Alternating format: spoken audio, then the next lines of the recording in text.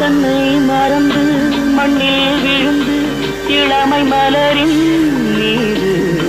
கண்ணை இழந்த வந்து தேக சுகத்தில் கவனம் காட்டு வழியில் பயணம் கங்கை நதிக்கு மண்ணில் அணையா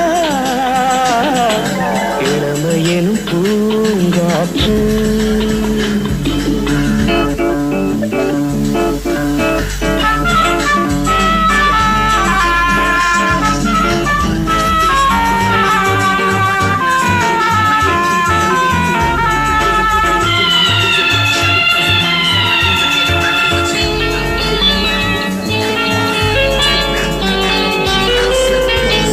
அங்கம் முழுதும் பொங்கும் இளமை